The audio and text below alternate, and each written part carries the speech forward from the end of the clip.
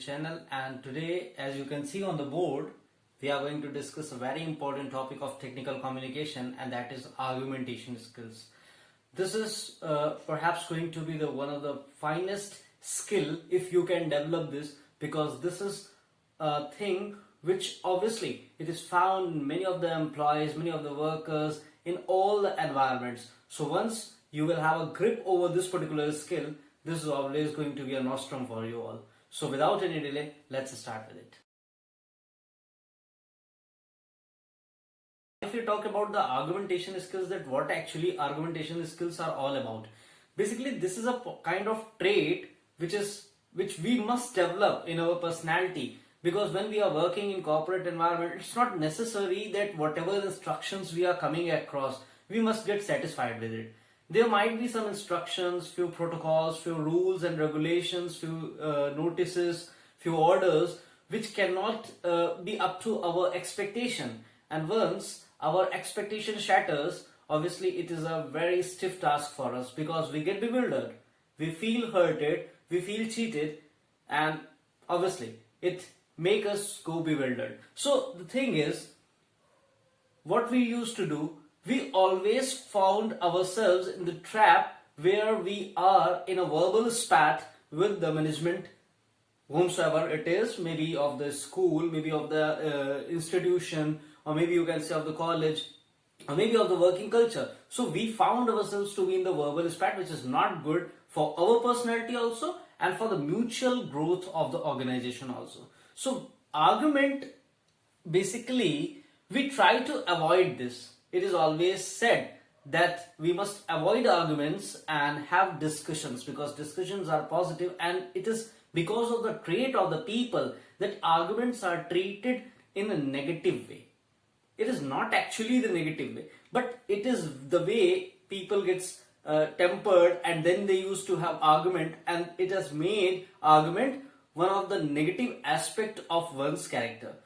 So it should not be there. Now argument की अगर मैं बात करूं तो आर्गुमेंट है क्या, हम इसे बहुत पॉजिटिव कर सकते हैं. कैसे? क्योंकि ये हमारी क्रिटिकल थिंकिंग और एनालिटिकल एबिलिटी को दिखाता है कि हम किस चीज को कितना अच्छा जज कर पा रहे हैं, हमारा उस चीज के लिए पर्सपेक्टिव क्या है, हमारा उस चीज का नजरिया क्या है, हम किस तरीके से किसी इंस्ट्रक्शन को, किसी नोटिस को देख रहे हैं. Some people might see it as an opportunity, कुछ के लिए वो अपॉर्चुनिटी हो सकती है, और कुछ के लिए ये हो सकता है कि वो बहुत ही मोनोटोनस कैजुअल अप्रोच उसकी तरफ ले सकते हैं कि अरे फिर से वही हो गया. ठीक है. सो आर्गुमेंट्स में पढ़ना एक अच्छी बात है. मैं इसको कह रहा हूं कि ये अच्छी बात है. क्यों? क्योंकि ये आपकी एक थॉट प्रोसेस को डेवलप करने में मदद करेगा. या तो ये आपको एक ऐसा प्लेटफॉर्म दे देगा कि आप अपने व्यूज को रख सकें. मे बी शायद एक कोई ऐसा पॉइंट हो जो मैनेजमेंट की नजर में ना आया हो, और आपने अपना पॉइंट रखा through argument, obviously through positive argument, तो हो सकता है वो पॉइंट शायद सबका कलेक्टिव पॉइंट रहा हो और आपके थ्रू वो रिजॉल्व हो गया हो. या फिर अगर मैनेजमेंट सही था और मे बी आपके माइंड से वो पॉइंट स्किप हो गया है, सो वहां पर आपको क्या फायदा मिलेगा, वहां पे आपका थोड़ा सा पर्सपेक्टिव ब्रॉड होगा. तो अल्टीमेटली ये दोनों तरीके से अच्छा है. एक तो आपको एक्सपोजर दे रहा है, दूसरा एक लर्निंग प्रोक्योरमेंट, एक लर्निंग एस्पेक्ट के तौर पे देखें तो भी ये आर्गुमेंट स्किल्स बहुत जरूरी है. इसलिए इन्हें डेवलप करना बहुत इंपॉर्टेंट है.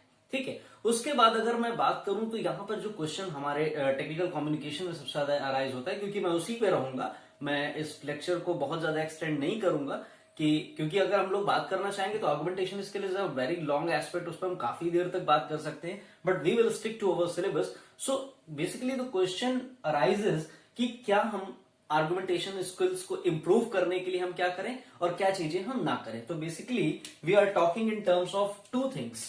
What are those? One is dos and one is don'ts. ठीक है. One is dos and one is don'ts. ठीक है. कुछ चीजें करनी की हैं, कुछ चीजें नहीं करने की. इसको मैं थोड़ा सा डार्क कर देता हूं, so it will be convenient for you all to see it. ठीक है. कुछ चीजें करने की हैं, कुछ चीजें नहीं करने की हैं. सो हम यहां पर देखेंगे क्या डूज है, क्या डोंट्स है, जिससे कि हम अपने आर्गुमेंटेशन स्किल्स को एक एक्स्ट्रा एज दे सकते हैं, उन्हें नरिश कर सकते हैं, और उन्हें ग्रूम करके एक अच्छा ट्रेट अपनी पर्सनैलिटी में हम डेवलप कर सकते हैं। सो सबसे पहले हम बात करते हैं डूज की, ठीक है। इसमें सबसे पहला डूज क्या है? सबसे पहला डूज ये है कि हम कभी भी आर्गुमेंट में अपने आप को ड्रैग करने से बचा सकते हैं। उसके लिए हमें क्या करना होगा? वी हैव टू, पहला पॉइंट देखिए, we have to stay calm. आप चाहें तो आप इन पॉइंट्स को जॉट डाउन कर सकते हैं। We have to stay calm at any circumstances. Be like Mahendra Singh Dhoni. Obviously, he used to get bewildered sometimes, but it is not in the camera, so we are not used to for that. But whenever the calmness comes in mind, the coolness comes, or you can say a cool mind comes, obviously we talk about the captain Mahendra Singh Dhoni, or maybe ex-captain Mahendra Singh Dhoni. Okay, so सबसे पहला point क्या है? हमें stay calm रहना चाहिए। हम जब तक काम रहेंगे ना, हमें कोई भी परेशान नहीं कर सकता, हमें कोई भी चीज बॉदर नहीं कर सकती। We must not act like TV, AC जिसका रिमोट किसी और को हमने दे रखा है। हमने अपना रिमोट किसी को थोड़ी ना दे रखा है कि कोई बटन ट्रिगर करके ये डिसाइड करेगा कि हम कब गुस्सा करेंगे और कब खुश होंगे। नो, इट्स इन अवरसेल्व्स, ये हमारे अंदर है। हम इसे क्या कर सकते हैं? हम अपने आप को कूल एंड कंपोज रख के इस चीज से निजात पा सकते हैं। सो ये एक ऐसा पॉइंट है जो कि मोस्ट ऑफ द टाइम आपको हेल्प करेगा। So try to stay calm so that you can not drag yourself in the argument. जरूरत ही ना पड़े ना उसकी। सबसे अच्छा स्किल तो यही है कि उसकी जरूरत ही ना पड़े। लेकिन अगर पड़ जाती है तो क्या? अगर ये भी आप एट टाइम्स नहीं हो पा रहा है आपसे, वैसे आप रह रहे हैं बट एट टाइम्स आप अगर स्टे काम नहीं रह पा रहे तो फिर क्या करना है? उसके लिए और पॉइंट्स है, जिसमें कि सेकंड आपका आ जाता है कि किसी भी आर्गुमेंट में जाने से पहले आपको क्या कलेक्ट करने पड़ेंगे? You have to collect evidences. अगर कोई भी बात बोली गई है तो सुनी सुनाई बात पे भरोसा मत करके आर्गुमेंट करने चले जाइए। उस पर फैक्ट कलेक्ट करिए, एविडेंसेस कलेक्ट करिए। वो आपको एक हेल्प करेंगे अपनी बात को पुख्ता तरीके से, एक सॉलिड वे में रखने में। Okay, it will be very much beneficial कि आप फैक्ट्स के आधार पे बात करें, ना कि सुनी सुनाए गॉसिप्स के बारे में बात करें। ये आपके थॉट प्रोसेस को दिखाएगा, आपकी मैच्योरिटी को भी दिखाएगा, और सबसे इंपॉर्टेंट आपकी जो आर्गुमेंट होगी उसे और स्ट्रॉन्ग कर देगा। Okay, now coming up to the third point, आपकी आर्गुमेंट एग्रेसिव ना होके किस अप्रोच में होनी चाहिए? It must be in the approach of asking questions. ठीक है, it must be in the approach of asking questions. Questions को पूछने के एस्पेक्ट में होनी चाहिए, ना कि इस तरीके से हो कि हम अपनी एक बात को थोप रहे। We are not imposing our thought, we are not imposing our mechanism to someone. नहीं, ऐसा नहीं है। हम क्या कर रहे हैं? हम एक क्वेश्चन के फॉर्म में इसको कर सकते हैं। तो वो आर्गुमेंट तो रहेगी, लेकिन एक क्वेश्चन की फॉर्म में होगी, तो वो एक क्वेरी भी बन जाएगी, जिससे कि हमारी एग्रेसिवनेस थोड़ी सी कम हो जाएगी। ठीक है, मैं ये नहीं कह रहा कि आप डिफेंसिव हो जाइए, बट मैं ये कह रहा हूं कि आपकी एग्रेसिवनेस थोड़ी सी कम हो जाएगी। ठीक है, नेक्स्ट हम बात करते हैं fourth one is we can talk on the basis of logic. हम लॉजिक के टर्म में भी बात कर सकते हैं ना। कोई पॉइंट हो सकता है, आप लॉजिकली प्रूव करने की कोशिश करिए कि नहीं, ऐसा आपने जो बनाया है, this is not feasible, this is not vulnerable, ये अभी नहीं कर सकते, मे बी कुछ टाइम के बाद कर सकते, बट अभी नहीं कर सकते। इस तरीके से आप कुछ पॉजिटिव या लॉजिक के बेसिस पर बात करें तो आपकी आर्गुमेंट को और सपोर्ट मिलेगा। ठीक है, इसके बाद हम बात करते हैं, आप कोई भी बात अगर बोल रहे हैं तो उसे आप एथिक्स के तराजू पे तौल के देखिए, और अपने पॉइंट को जब आप फंस रहे हैं या कुछ नहीं बन पा रहा है आपसे, तो आप उस चीज को एथिकल बेसिस पर भी एक बार चेक करके देखिए। क्या पता वो इंस्टीट्यूट या ऑर्गेनाइजेशन या कंपनी या आपके बिजनेस के लिए तो फायदेमंद हो, लेकिन एथिक्स बेसिस पे, ह्यूमैनिटी बेसिस पे वो सही ना हो। तो आप अगर उस पर चेक करके देखेंगे तो it will be a very good skill in you, और ये आपके अंदर एक अलग सी एक वाइब्स लेकर के आएगा, जिससे कि आपको लगेगा कि नहीं, I am on the right track. Okay, so ethics के बेसिस पर भी हम इसको तौल के देख सकते हैं, जिससे हमारे आर्गुमेंट्स क्या होंगे? और अच्छे बनेंगे, आपका एक और अच्छा पर्सपेक्टिव लोगों के सामने पहुंचेगा। ठीक है, इसके बाद हम बात करते हैं सबसे इंपॉर्टेंट जो सभी चीजों में होता है, वो क्या होता है? लिसनिंग। पहले सुन तो लीजिए ना। कई लोग होते हैं कि सुनते ही नहीं है, बस बोला गया और वो सीधा उस पर हो गए। वो पूरी बात नहीं सुनते, पूरे इंस्ट्रक्शंस को नहीं सुनते, उसकी तह तक जाने की कोशिश नहीं करते। एट टाइम्स ये मेरे साथ भी इधर बीच में हो रहा है कि I don't know who that person is, but I think there is someone who is just unliking my videos without even bothering that what topic I am covering in this particular video or in other videos. Simply he is concerned with the fact that okay, if Shri Hari Shukla is uploading the video, I have to dislike it. No problem.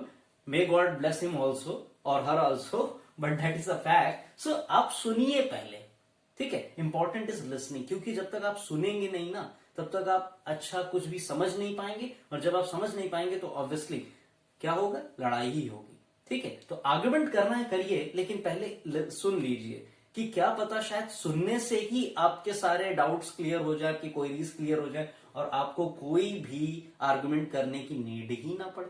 ठीक है, so listen is also one of the important aspect of argumentation skills. Now talking about the next one, that is the seventh point, that is, ऐसा नहीं है कि अगर किसी ने कुछ, आपकी अगर किसी से बनती नहीं है, you are in loggerhead with someone, so you should deny everything, that whatever this guy is saying, this is absolutely wrong. No, it's not like that. Maybe there are chances that that guy can also have a valid point, very strong point, and you should acknowledge that. This also shows the leadership skills, the team spirit, and a positive trait of yours. तो seventh point क्या है, accept the good of others also.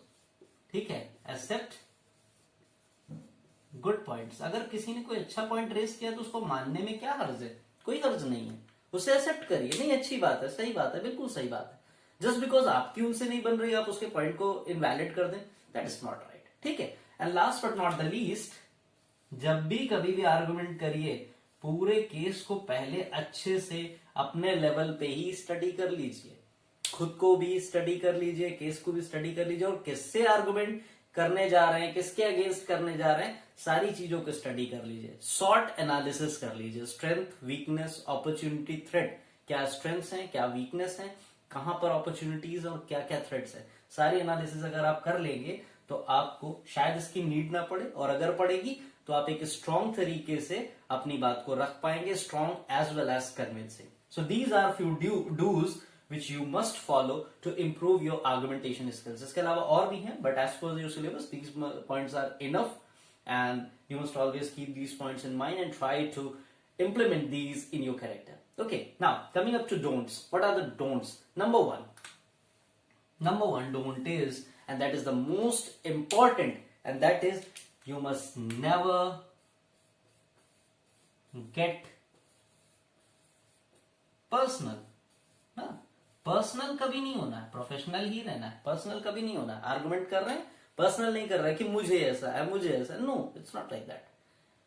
आप collective बात करेंगे, professionally बात करेंगे, personal नहीं बात करेंगे. क्यों? क्योंकि हम टेक्निकल कम्युनिकेशन पढ़ रहे हैं, हम प्रोफेशनलिज्म की बात कर रहे हैं. हम पर्सनल नहीं हो सकते, क्योंकि जहां पर्सनल होंगे वहां पे आपकी आर्गुमेंट का जो कह सकते हैं स्ट्रांगनेस है, वो क्या होगी, वो डिक्रीज होना शुरू हो जाएगी. उस पर वैलिड नहीं रहेगा, सब्सटेंस नहीं रहेगा. क्यों? क्योंकि पर्सनल ट्रेट्स आ गए, उसमें पर्सनल आ गया है. आपने अपना निहित स्वार्थ जिसे हम लोग बोलते हैं वो आपने शामिल कर लिया, तो वो क्या हो जाएगा, इट विल बिकम कंटैमिनेटेड. ठीक है, वो डिफाइल हो जाएगा, अच्छा नहीं रहेगा. इसलिए प्रोफेशनली ही बात करिए. Second one is stick to your point. Stick to your point का मतलब क्या हो गया, नेवर एवर गेट डिस्ट्रैक्टेड. जिस पॉइंट पर बात कर रहे हैं उसी पर करिए. कई बार होता है ना, हम लोग आर्गुमेंट करते हैं तो फिर याद आता है, अच्छा आपने 2 साल पहले ऐसा कहा था, फिर 6 महीने पहले ऐसा कहा था, 7 महीने पहले ऐसा कहा था. No, it's not like that. Whatever point you are coming for the argument, जिस पॉइंट पर आप आर्गुमेंट कर रहे हो उसी पॉइंट पर करिए. पुरानी किसी बात को भी मत वापस उखाड़िए. वो कहते हैं ना, गड़े मुर्दे उखाड़ना, वो मत करिए. That will be beneficial for you. And last but not the least, always try to make good points. किसी भी बैड पॉइंट से अपनी आर्गुमेंट को वीक मत करिए. किसी भी बैड पॉइंट से आर्गुमेंट वीक मत करिए. पता चला पूरा आर्गुमेंट बहुत अच्छा बोलते चले यार, और आखिरी में आपने एक ऐसा पॉइंट खोल दिया जो कि आपकी इमेच्योरिटी को दिखाने लगा. ठीक है, या वो पॉइंट वैलिड नहीं था, उस कंटेक्स्ट में नहीं वैलिड था, तो क्या होगा, आपके पूरे किए कराए पे पानी फिर जाएगा. Done and dusted. ठीक है, खत्म हो जाएगा. ठीक है, सो ये डूज और ये डोंट्स आप अगर यूज करेंगे, इनको कंटिन्यूसली प्रैक्टिस करेंगे, तो I hope that your argumentation skills will certainly improve. Just go through the video and just study these points. This will be very helpful for you as far as your technical communication skills subject is concerned, and as far as your personality development is also concerned. So this is all about the argumentation skills for today. I hope you enjoyed this particular video. In case if you pop up with any sort of doubt, any query, just feel free to comment in the comment section so that we can come across the questions and we can rectify them or solve them for you all. Thank you for watching the video. Have a great time. Cheers. Thank you so much.